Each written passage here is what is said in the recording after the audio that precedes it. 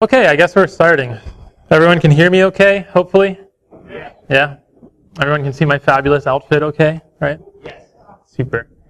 Everyone have a good first day of NolaCon? Yeah? Super. Okay, so this talk is largely about what happens and what you're going to do after you get shell on a Mac endpoint. So this talk is brought to you by Black Sun Hackers Club in joint production with Proper Villains. That is all the bio you will get. So a little bit of disclaimers, updates, and circumstances.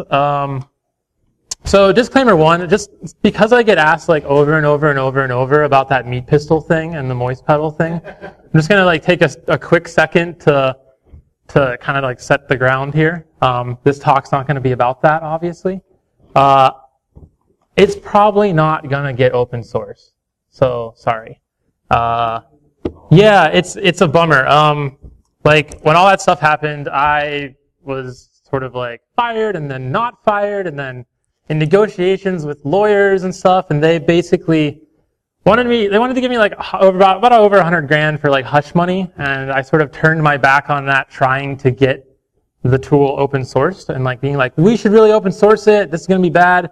But like once things get buried in legal processes, they don't really like ever come out. So my ability to actually open source it is not really any now, because if I do anything, I'm pretty sure that I will have a full force of terrible things happen to me.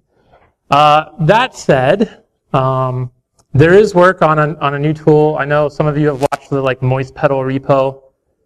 There is work being done that will get updated. There is something happening, but it's going to be some time, I think. So, that said, about my like previous employer, you know, they're not that bad. Like people make mistakes. I know everyone loves to hate on them, but like so like a lot of the stuff I'm talking about, like I learned like being on an awesome red team there, right? So like just people's appetite for getting owned really hard and having like an awesome red team pushing their shit in all the time, maybe it runs out after time.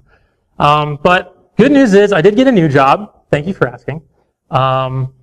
I am over at Oath now, directing the offensive security program there, building out a red team. I am here in no way representing them at all. This talk is way before I even took the job there. Nothing I say here reflects their views or opinions, etc., etc. This is just FuzzyNop. Josh dances on stage and talks about Mac stuff. Also, some good news and some bad news, some unfortunate circumstances. I was supposed to have a co-presenter here today. He had a family emergency, and I wasn't even able to get a hold of him for a few days. But good news is he did most of the research for this like months ago, so we have all that stuff. I think the flood is coming.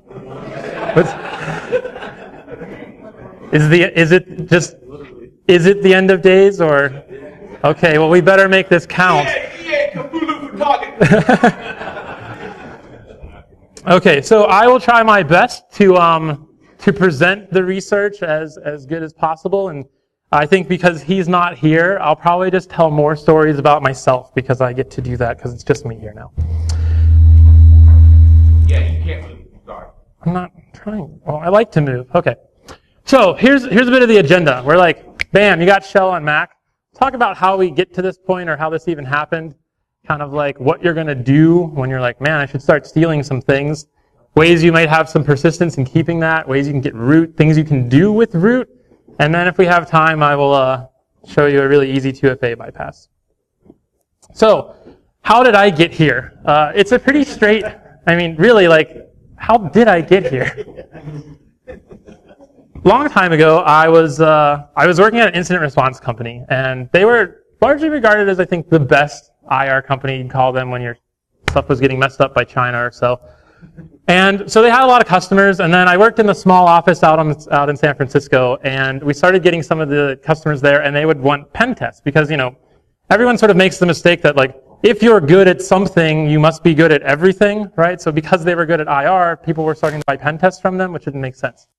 I started to get some of these pen test jobs assigned to me because I was good at CTF, I guess, and they were like, you can do it. So the very first one I ever did, I go on site, and it's this like biotech startup, and they like sequence DNA or something like that, and I'm supposed to show up on site, and I'm supposed to do a Wi-Fi scan and like a network scan. So I'm like, okay, like I show up. I think I like download Nessus while I'm there, and I'm like starting some scans. And I'm thinking like, what am I even doing here? And I'm also thinking like, Wi-Fi scan, like, what do they even mean by that? Like, am I scanning for Wi-Fi networks? Am I supposed to scan what is available on the internal Wi-Fi? And I'm like, I did that. It's been about 15 minutes. Like, maybe I should go talk to the CISO here. So I go talk to the CISO. Super cool guy. He's really excited to tell me about how awesome security stuff is. He's really proud of it. And we get to the point where, like, we're talking back and forth, and I asked him, like, oh, like, do you do internal scanning? And he's like, yes, we do credentialed Nessus scanning, like, every day on internal and external. And then, like, probably being, like, the worst consultant on site ever, I'm like, why did you even pay for me to come here and do this? And he's like, they sold me some stuff and we bought it. And so I was like, that sucks. Like, I'm not going to find anything that you don't already know about. So we start talking more, and he starts complaining about, like, there's MongoDBs and these guys do this other stuff. And I'm like, hey, why don't we open up the scope? Like, let's change the scope. I mean, you're the one who bought it. Like, you can approve that. Let's change the scope, and like, let me do social engineering. Like, let me fish people. Let me try and get to this stuff that you actually care about. And he's like, yeah, cool, do it. But then he's like, but, you know, we have 2FA on stuff, so you like probably won't be able to get into anything. So I'm like, okay, cool, it's on.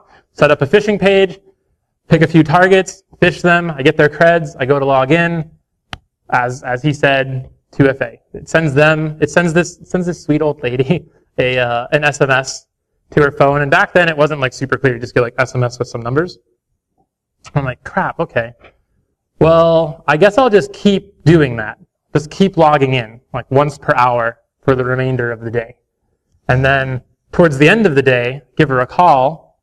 I'm like, hey, this is Andrew from Google Authentication Response Services. Have you noticed anything strange happening today? She, of course, is like, yeah, I'm like getting all these weird messages like, oh, yeah, that's a problem we have right now. Your cryptographic synchronization token is out of sync. And I can sync it. There's going to be a long-term fix, but I'm part of a special task force that's going around and responding to this. And I can fix it for you today if you want, and then you won't get any more of these messages.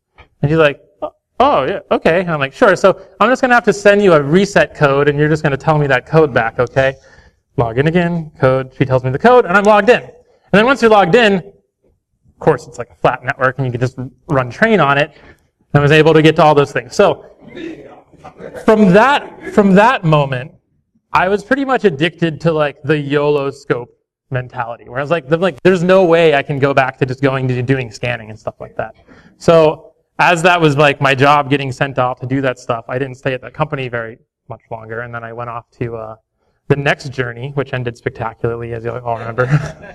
but it was a great ride. The next journey was just like red team stuff. And now that startup that I was pen testing was like probably like 80% Mac endpoints, and the rest was like Linux stuff. Maybe there was one or two Windows boxes. And then the next thing, like, you know, a company that shall not be named, also like tons and tons and tons of Macs everywhere. So first day on the job, they're like, go get shell, go hack prod, go do something. Well, I'm like, okay, so write some malware, start phishing people, and I'm winding up with a shell on Macs again. And I'm like, I don't really know what I'm doing here. So time to figure it out. So I'm like, probably better steal something, I guess. So let's talk about some post-exploitation 101, right? Of course, like, there's lots of good post-exploitation cheat sheets out there. You can do all that stuff. I mean, there's lots of things you can look for. Here's just a quick view of the things that, like, right when I get on the box, I'm like, okay, this is what I should look for.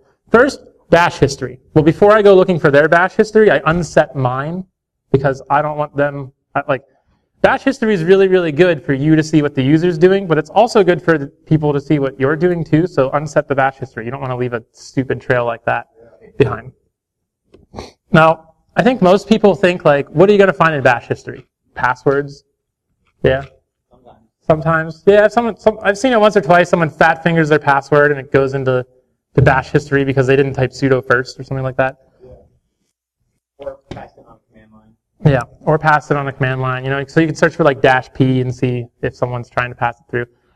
For the most part, bash history though, it's like you should just read it. Like just scroll through because it gives you context of what that person does on the system, right? It teaches you about them.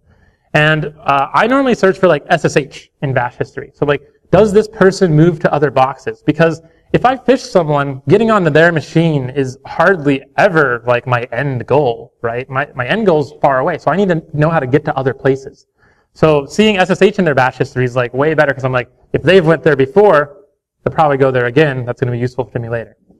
Also, just looking at hidden files, do a quick find. Just look for any hidden files in the system. They're typically hidden for a reason. You'll find AWS creds there. You'll find tons of stuff. I mean, you guys know that. Environment variables, I don't understand why exactly that like at some point everyone was like, we can't have passwords and scripts, so let's use the environment variables, aka like some secure enclave, right? There's only one password that unlocks it. It's env when you type it on the system. I don't know, but for some reason there's tons of stuff there.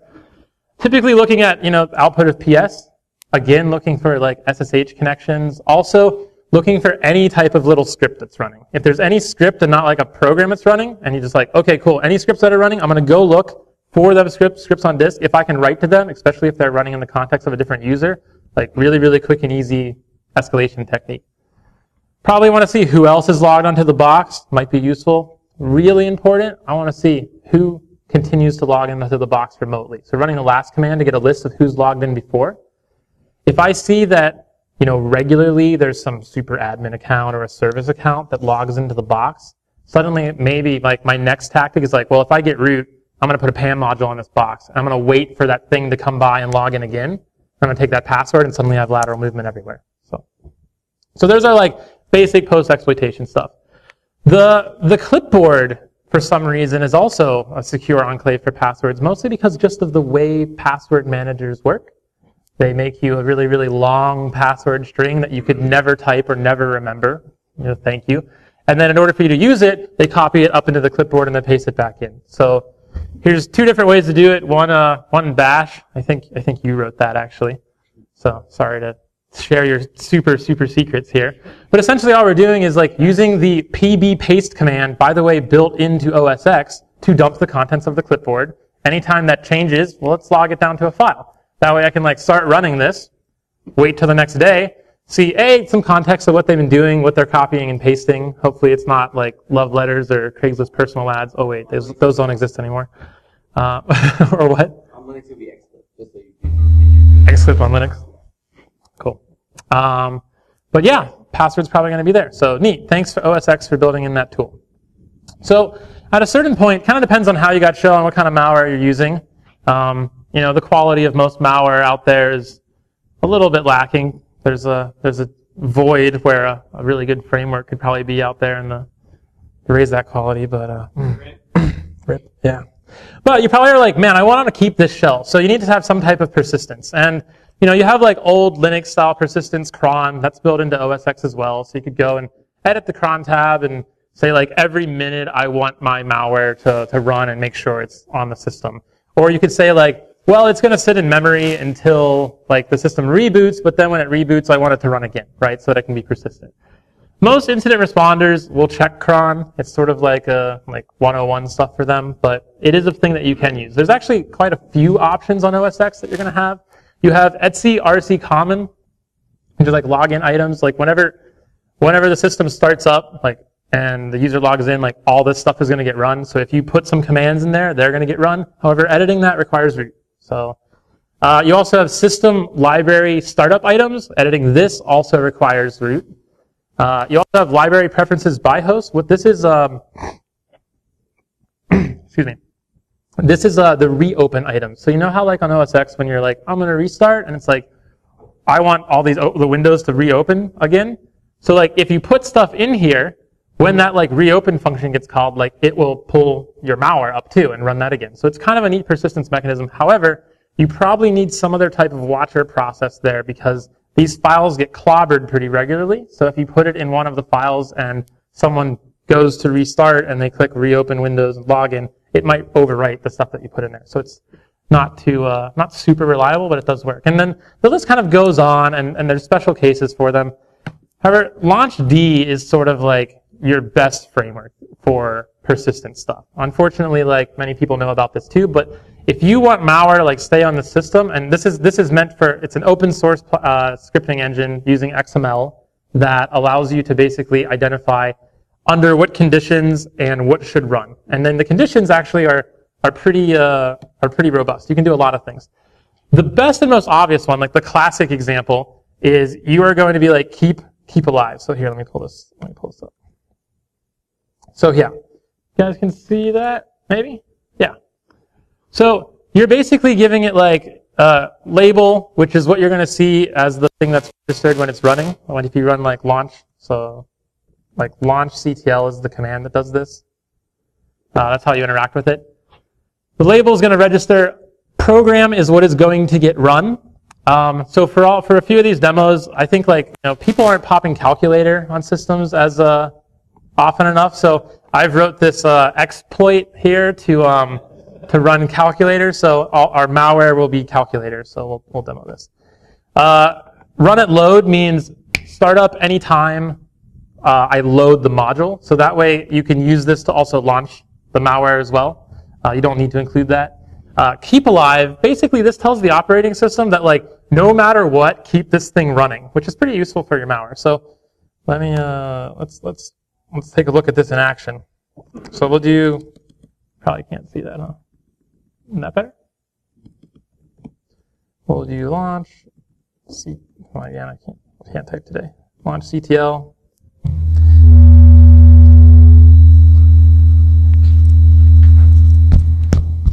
Okay. I don't even need like a Noncetonic wall. I noticed that if I hit my foot against the ground like this, that happens. So I'm going to try not to do that anymore. Okay. So this one, let's take a look at our classic plist. So we're loading that, and boom, it launches it at load. Calculator's popped up. I'm going to be like, I don't want calculator to be running. And the operating system is going to be like, no, calculator needs to stay running. It's really important that calculator stays running all the time. So I guess you could prank someone with this, and that'd be quite annoying. So maybe I can unload it before calculator pops up again. Almost. Okay. Oh yeah. All right, we got it. So other than this keep alive, so this is like your basic thing, right? If you throw this on a system, like malware is going to stay on it. So I thought we could have a couple more creative ways to use it because it is really flexible. So rather than just having like this thing that's like, hey, keep it running no matter what, maybe we want like a dropper script or some kind of thing to happen like at sort of random intervals. And instead of coding in random intervals and letting it like sleep all the time, we can just have a launch agent watch a directory. And then when something changes in that directory, say like anytime a user downloads a file or anytime something gets hit in temp, maybe, then we're going to launch the malware. So this looks like this.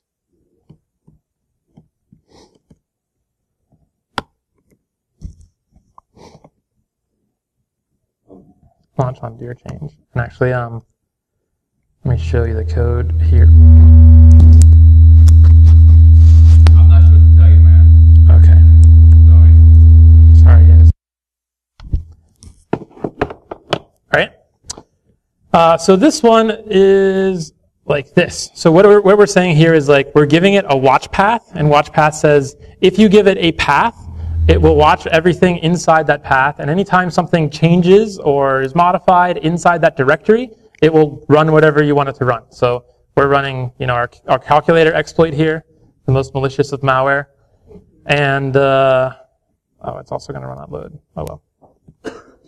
Or no, I think I took that out alone. Okay, so now we have it watching the downloads folder. I'm going to go to Chrome and, I don't know, Dane Cook. Let's find a picture of Dane Cook and download it.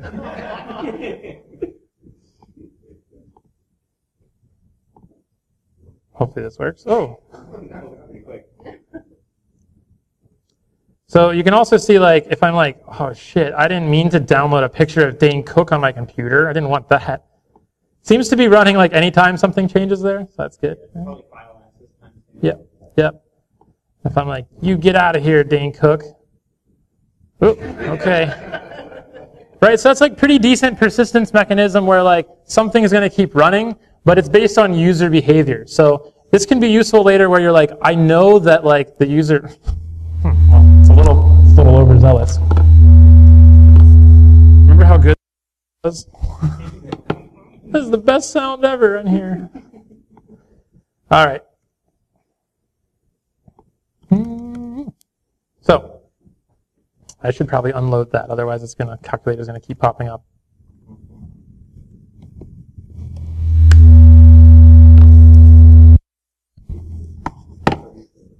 This is like hard mode. I'm doing a whole lot of stuff up here. Okay. Another thing I thought might be interesting is if you want to have a system and you want to infect it, but you don't want the malware to run at all until you maybe trigger it remotely later. So we could do something like add a SocketListener, which is going to look like this. In here we are saying, okay, this is the program we're going to run, calculator exploit. We're going to have sockets and listeners, and we're going to let it listen on localhost for anybody to talk to it. And if someone hits port 31337, then it's going to suddenly launch.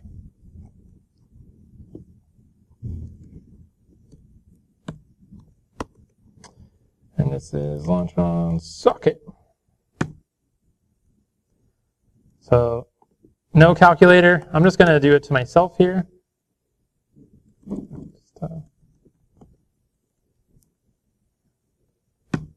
Boom. Okay, so this could be triggered remotely too as well. So you can imagine you like infect a whole bunch of systems with this, but you don't want every box in the environment shelling out all at once. But you want like some ability later to be like, oh, this system, I want to shell. Okay, I'm just going to like netcat one port and it's going to shell out to my C2. So some other creative ways to use it when you're in an environment. What happens under the hood when you start this service? Does it actually start like a listener on that port? It doesn't. Nice.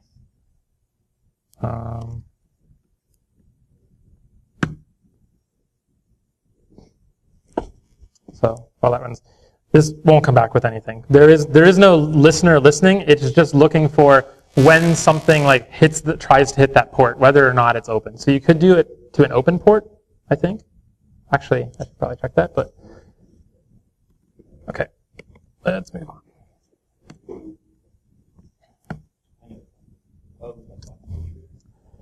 Okay, so yeah, we have malware, yeah, we have persistence, but let's go back to this thing where like we have a shell on a Mac, and there's not a whole lot we can do without root, right? I mean, there's a whole bunch of cool stuff we can do root, but the way Macs are mostly set up is that the local user is going to have root on their system. So I talked about this. I just want to let you guys know. I talked about this same technique 4 years ago, okay? And this general technique 4 years ago still works, and I've never been caught. Like it came out of a moment of desperation where I was on a test, had a shell on a Mac, couldn't find the user's password anywhere. None of the keyloggers work in user land. I can't be root because I don't know their password. I'm just frustrated. I'm like banging my head for a week. I can't get off the system. I go to my boss. I'm like, I think I can use this thing to just like prompt them for their password and like make a fake prompt. And my boss at the time says like, that will never work. They will report you immediately. That's so crazy. So I like didn't do it for another couple days. I'm just like, I'm desperate. I'm going to do it, and we'll see what happens. And I like throw up the box on them, and they instantly type their password. Since then, I have never gotten caught by doing this, and it works basically 100% of the time as long as the user is there to type their password in. So since I first talked about this years ago, I've gotten a little bit better at this. Originally, I thought you had to make a specific application do this, but there is a like grand like UI thing called system events that's available. So you can send messages to that, and it will pop up on top of everything. The code that I released got included in Empire, so if you ever are using Empire, there is a module for this. So that should probably get updated because this is way better. Because before you had to like open some application and like bring it to the front of the screen, but this you can use system events and it just pops up on top of everything. So the general way it's built is there is a built-in method in AppleScript, and you can run it with OSAScript-E, and you just type in AppleScript. But this can run any kind of scripting, OSA scripting language. But if you tell it display dialog, it kind of gives you a base set of things already. And if you just say like, the dialog is give me your password, you have like a dialog that will pop up, and there's a cancel button and an OK button. So you like start building from there. You probably need them to have a place to type their password in. So if you use default answer as well in this command, they will have a place to type their password. But passwords being typed in clear text, kind of garbage, right? So if you then also say with hidden answer, it hides the password. Now we're looking a little bit more legitimate. So let me show you something interesting here that I didn't know this 4 years ago, but I do now. If I do this, I get this pop-up, right? If I'm like most users, I'm like, I don't want pop-ups, escape button, and it goes away, right? So I don't really like that that can happen, and I don't like that there's an option to cancel here at all. So if we do with text buttons OK, meaning the only button is OK, and the default button is 1, if you don't use default button 1 when they hit enter, it won't submit, so that's what that's for. But if you do that, oops, got an extra. If you do that, that's me hitting the escape button and getting the system bell. It's like, you can't escape me. There's no cancel button. You can't escape. And so, and actually, people asked me a couple days ago if like you could kill this from system preferences or kill the process, and I couldn't find an easy way to do that as well. So your lame user is going to be like, their only option is to try and hit enter without typing their password, which makes it go away. But if you come back here and you see that there's no text returned, guess what your move is? Hey man, you didn't type your password. Get back up there, right? So when they type their password, this comes back down to here. And, oh man, I shouldn't have typed my real password into there. Sad lock cause, that's what it's called. Okay. So, still doesn't look very legitimate. You can add a title, so you can say the title is software update, something like that. You can add an icon file. And this is where it gets really interesting, because you can sort of add an icon file from anything. In the old method, if you were pointing towards an application, it would automatically take that app's icon, but you can point it towards any application's icon. And it's going to be like, because Mac, like applications.app, they're basically a folder with things inside of them. So you can go under like contents, resources, and the icon file will be in there. So you go grab it from any application on the system you want. Here's a couple for your use. That is too small to see, but maybe you'll be able to see it later. There's software update, file vault, iCloud could make for some interesting ones. If at the bottom there you can see, if you want to just search for icon files, do find .-iname *.icns, which is the icon file format. And just like let it search the system for icon files, and you'll have a big list of things that you can use and pick and choose from. One thing I've noticed is this whole like OSXscript thing isn't just a tool for like doing evil deeds. Lots of like fleet endpoint management people will use it when they're like, oh, I need to prompt everybody in the environment for their password to update it on the back end or something like that. So they'll make their own OSXscript prompts. And maybe for some other reasons, they may put the company logo icon file on the system. So if you wanted, you could probably grab the company's logo and create some kind of pop-up dialog as the company too. Just a thought. So you end up getting something like this, which like, it's not bad. I mean, it's okay. It's been around for a while. For some reason, it still works. So my hope here is by telling you all this again, more and more of you will use this on engagements and maybe like internally at your company, and then like slowly it won't work anymore, right? Because it's been a while. Like people shouldn't fall for this anymore, but they do. So yeah, this isn't bad, So we've got this. You can probably trigger this automatically from Empire now. So, but it's not perfect, right? Because like real prompts, they look like this, They have two text fields. One has the username. They've got bold text at the top and then a subtext. There's a big lock icon. So like, we kind of knew that it wasn't perfect. So shout out to my co-presenter who wasn't here. He's like, okay, I got this. Here's a fake one. Also using OSXscript. here's the source code for the background. So see, that's just in case something doesn't get open sourced, you guys can fine tooth comb that and recreate it.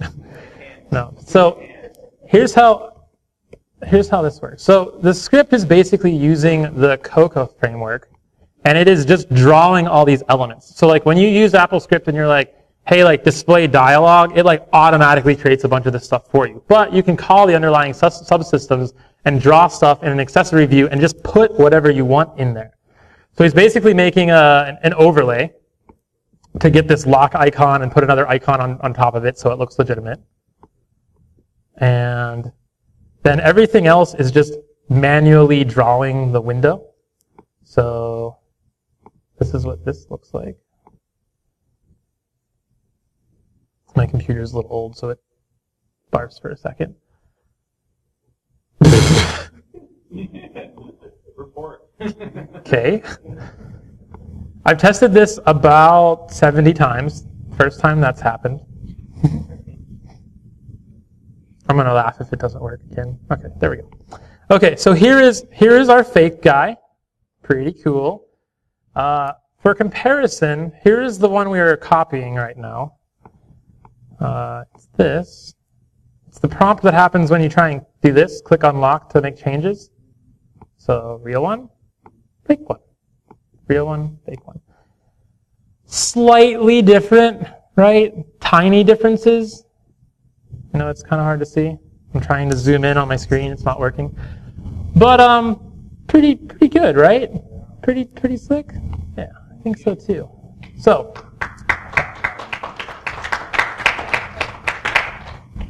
Thanks. Okay, so I was thinking maybe I could, so like if that thing just pops up, you know, still having the like my boss's words echo in my head for all eternity, like that's never going to work, you're going to get caught instantly. I was thinking like, okay, it's weird if that pops up out of the blue. So I was thinking maybe we can combine these two techniques so that when the user does something, they get this prompt. That way it's sort of like more normal operating system type of thing. So I had an idea that, so like we have this Keychain Access app, which we'll talk about this a little bit more. But most applications will store secrets in here. So like when you install stuff, like things change in here pretty regularly. And this is something that like typically is important. So perhaps they are getting these pop-ups where like you have to click allow for certain things. So like sliding our pop-up in at the same time would be good. So the idea was, let's do a watch path on the keychain itself. So let's watch for the keychain file to change, and then let's trigger our OSA prompt. Does that make sense? Yeah. So this guy, launch.ctl, load, and this is OSA on view change. So now this is going to watch for the keychain file to change, and I'm going to like this would happen. This happens pretty frequently. Actually, let me see if I can do this. Let me launch Slack, which I think does a read of the keychain, and Slack is popping up. Maybe my thing will pop up too. I didn't test it like this. Maybe that's not significant. So if something got added to the keychain brand new, oh no, there it is. It's just too slow. I've lost it. You guys all saw it though. It was there. It's legit. I should play more first-person shooters then, huh? So here we go. So like I launched Slack, and system preferences is now trying to unlock security. So I could change. I mean, remember, like we're drawing whatever we want on here. So we could make it like, okay, we're going to target Slack specifically, or we're going to target the keychain. So when the keychain changes, our OSA script prompt pops up. Is there a way to figure out when they successfully put their password in, and then pop it up again so it looks like it's... Yeah, you could. So you could take this and you could wrap it in a script, and then you could like, so whatever I type in here, real passwords, okay, is then going to be logged out to shit. I forget where I logged it.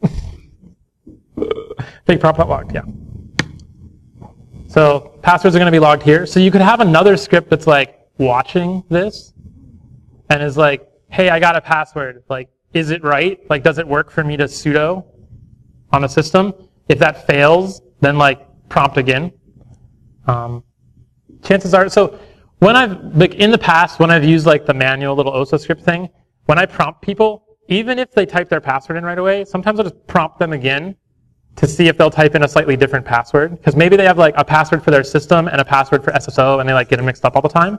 So I'm like, and if I can get like, maybe it's like old password and new password, and they type both, that sort of gives me the idea of like, okay, this is how they change their password over iterations, and like maybe I'll be able to guess all passwords then from the future. So, is there a way to get a read on what application is triggering the keychain access from your plist or your application? So, like for example, if you have, right, and then all of a sudden it's like security and privacy preferences wants to unlock your keychain or needs your password. Like if you could get a read and say like Slack requires keychain access or something like that. Right. Like the Slack icon. Yeah, so I think the combination of these two techniques, being able to watch any file on the system for changes, and then being able to trigger like a prompt coming up, you could then be like, okay, like, I mean, it becomes an exercise of going to find the right file to watch, right? So like, if I want to target Slack specifically, or maybe I want to target like a password manager specifically, I'll be like, okay, I'm going to, I'll show you something actually in the next couple slides, but it's like, I want to figure out what files that thing touches when it starts up, and I just want to watch like one of those files that never gets touched any other time. That way, like, and then my prompt will be like specifically drawn for that application, right? So maybe it's like 1Password, and I want to do an extra 1Password prompt, but I'll wait for them to launch 1Password. That way, it's not just like hacker randomly doing something on the box, but it's user does something, system prompts them again. So my question then is, if you're going to like start enumerating all of these target apps to watch for changes, can you combine those watches into one plist, or do you need a separate plist for each thing that you're going to watch? I haven't tried combining them into a bunch of playlists. I think each one only takes one program argument, but it is XML, so see, you know, my co-presenter would have been able to answer that question. Rip. Okay, so now we have this like cool technique in like in the vein of like maybe we want to find other things, but we also have like access to the keychain now. Like if we have their password, the keychain application is basically like a password vault for all things like on the system, right? So the user's password unlocks it though. So now you have the user's password, you can just grab their keychain. You can type in security list keychains, it will tell you where they are. The default location's in the user's home folder under library keychains, login.keychaindb. Don't try and mess with their keychain on their system. You can use a security command to like try and query it and stuff like that, but it causes like crazy mad pop-ups like, malware is trying to access your keychain. You have access to the file because you're the user. You just take it off their system. You can either throw it on another Mac system, or there's a tool called Chainbreaker that runs on Linux that you can use to query it and get stuff out of it. So, what's inside Keychain, might you ask? First, Chrome Safe Storage Key, which is where all the Chrome cookies are encrypted with. There's also application secrets, which I'm going to show you a nice trick with. Safari, by default, saves all their passwords into there. Wi-Fi passwords get saved into the system keychain. If you add SSH keys to your SSH agent on OSX, like they get saved in there. Certificates are saved in there. The list goes on. There's a whole bunch of stuff in there. Might be good to like take a look at your keychain and see what's inside there. So, how about stealing application state? So, you ever notice like there's some applications that basically like once you sign into them, it doesn't matter if you restart your computer, it doesn't matter if it goes like anything happens. You basically like start it up again and it is forever signed in. Slack being a good example, since a lot of people use that. But this general approach will work for anything that works like that. So step one would be like notice that this thing is in the keychain in the first place. So I'm like, ooh, I see. Slack is saving something in the keychain. Step two is be like, okay, I want to see what it's saving particularly. Maybe it's just clear text passwords in there that I can now decrypt. It's not. Inside mine, there's this thing that says top 5 NM gut. I'm like, okay, whatever that is. I think that's something that's related to my username. I was stuck on figuring out how to get this to work for like weeks and weeks because I didn't realize that the output here, where it's like show password, can be multi-line. And if you press down, there's like 7 lines of stuff underneath that. So I was like manually copying over this value, typing in like top 5 NM gut into like another thing, and it's like not working. And I'm like, oh, what's the problem? So I figured this out today, actually. So then step 3 would be like, okay, you'd be like, I have the user's keychain. I see that they're saving this application secret in there. Okay, like I'm just going to go get the application and install it on my computer as well. And then I'm just going to take those values, I'm just going to copy them from their keychain into my keychain and see what happens, like launch the app again. If you do this, it fails. It fails pretty spectacularly. Typically, like you're logged out. Chances are because that secret isn't everything. There's probably other configuration files on the system somewhere, right? So step 5 is figure out how to do this. So let me show you. If you have Xcode and developer tools on your Mac, you have this really powerful thing called instruments. So if you go to instruments and you're like, give me a new instruments project, you can say, I want to monitor all file activity for something. And you can give it Slack app. And then you can start it and you can click record and it will launch Slack open and it will trace all the files that it touches. So then I can scroll through here kind of looking for like, hey, like where does Slack like put its stuff? In scrolling through here, I find this guy, right? Under my user, under library, under containers, under com.tinyspec.slack mac app, data, library, application support, Slack, and then there's a bunch of stuff in there. So, like, okay, maybe these files are what I need. So I'm going to just take all of these files. I could by trial and error or by reverse engineering Slack figure out exactly which file has that one key important piece of information. In trying to do that, I was able to get like all of the various like Slack channels I was in like pulled up, but all of them were asking me to auth again. So there's something else that I haven't quite found yet. But it doesn't really matter because we have everything we need. We can just take this whole thing. So wait, let me try and how long is this talk? How much time do I have? Do I have 20 minutes still? 15, 20? Okay, cool. So let's demo this. I have another user account on this system, and I am going to then like let me just show you, I suppose. Let's see if this works. So I have other not FuzzyNop user. And over here I am, I have Slack, I'm logged into the nothing to see here space as not fuzzy. My life is great, I can use Slack, it's amazing, okay? So I'm gonna get out of Slack just to avoid complications. I don't think it matters actually. You can move all these files and change them in the next time Slack is loaded, but it could get a little messy if things are updating and pushing down. So in here I have, I know, right? Do you suddenly like never trust your computer anymore? So in here, I have some values for my tokens that keep me logged into Slack. I have already copied out my values for this other thing, which I probably shouldn't be putting up on the screen right now, now that I think of that. Luckily, it's real small, huh?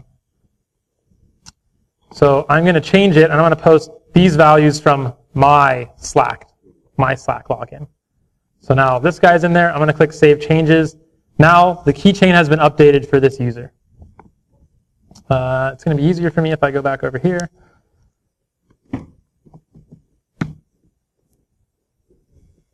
Did I prepare for this? I think I did. I don't know why this is happening.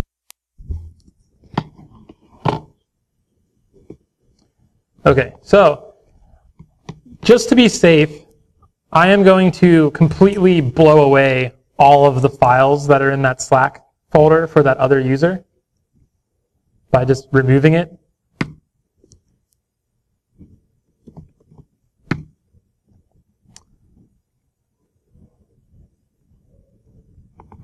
And then I'm going to copy these. Now, you'd be doing this on a remote system, not like from one user to another, but like for demo purposes, I think this works. I'm going to copy those files over, and then also they're all still owned by regular FuzzyNop users, so I'm going to update the permissions to be the correct user over there. So now that those files are in place, they've been moved over, the keychain's been updated. I'm going to pop back over to this other guy. and I'm going to launch Slack, it's going to ask me this. So this would be happening on a system that you control, so the user's never going to see anything change or be weird because of this. Good to know. I'm going to cross my fingers. Oh, damn, guys. So, yep, here we are. This is my personal Slack that this other not fuzzy is suddenly logged into. Game over. So now I have a really great place to fish people from, to monitor what the blue team's doing, to read messages, to look at files that have been shared previously in Slack. And if, say maybe like they're doing Slack good, and they like when you go to log in to Slack, it's like 2FA and everything through a single sign-on portal. This technique would effectively bypass that, and you could be logged into people's Slack instances from some other system. Not bad, right? So this general approach isn't like a Slack specific thing, right? Like I originally made this this demo for a class and used HipChat, but like HipChat's sort of like gone away. But like anything on the system that you notice, like, whoa, I stay logged in through reboots, something like this is probably going to be possible because there is stuff in disk and there's probably secrets in the keychain that allow you to recreate that application state and pull it up somewhere else. So this also works for like Firefox, right? All of your Firefox like sessions, you know how when you close Firefox out or like something bad happens and you start it up again and it's like, whoa, like do you want to restore all your tabs? And you're like, yes, please, and you get logged back into Gmail and a ton of other places. You can basically just take like that entire, there's nothing in the keychain in this case, you take that entire Firefox folder, you throw it onto another VM, you open up Firefox, you click restore, you get logged into everything. So this general approach will scale and work with lots and lots and lots of things. So steps here in review, transfer secrets from the keychain, find those config files on disk, recreate the state somewhere else by moving them to another machine, profit. So one potential like mitigation to this, maybe they are like really paying attention to where you're logged in from, and if you get logged in from somewhere else, that's like a no-no and they log you out. But remember, you probably have shell on that person's computer, so just set up a reverse tunnel with like a SOCKS 5 proxy and push the traffic through their system. That way it's still coming from the same place and you'd be able to get around that too. Okay, one last thing. This is the easiest, most stupid 2FA bypass that has been working for me great lately, and just a few things about it. So I originally discovered this not because I was like, I'm going to do some research and find some lead hacks on how to bypass 2FA, but because while on an operation, while looting their bash history and seeing the PS output of them SSHing somewhere, I just like copied the SSH command, like typed it in, got logged into like a bastion with no prompt for a password, no prompt for 2FA. So like, oh, why did that happen? That's really strange. That's not supposed to happen.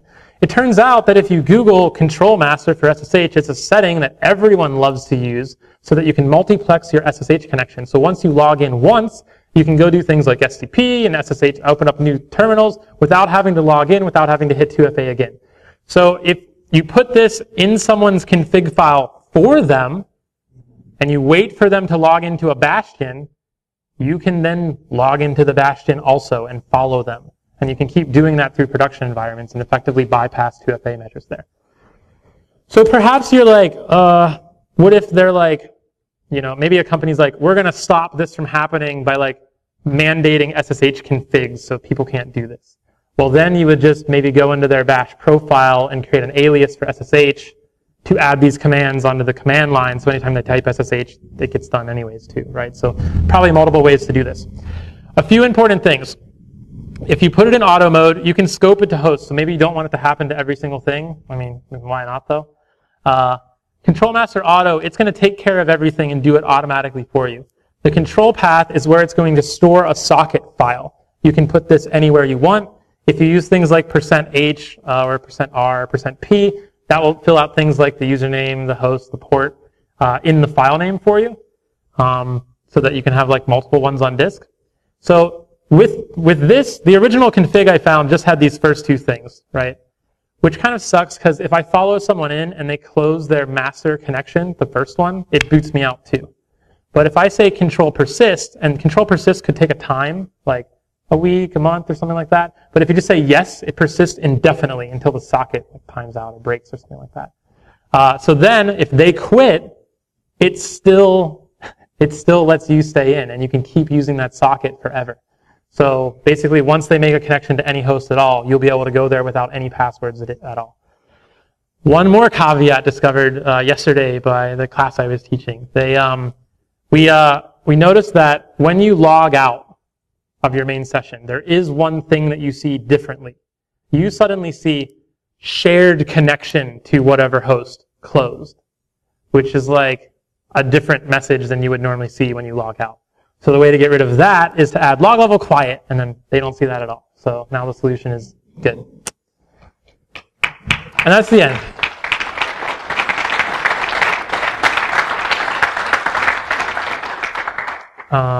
Are there any questions? Why is that on the slide? To seed the first question. Success. No? Way in the back?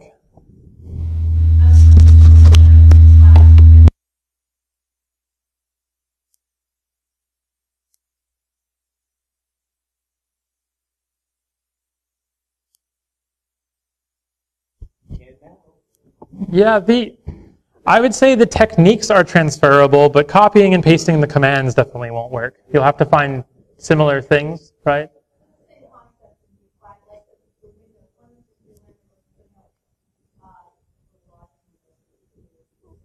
Yep. Yeah. All right, I'm going to get off this stage. I'm sick of hearing that sound. Bye. Thank you.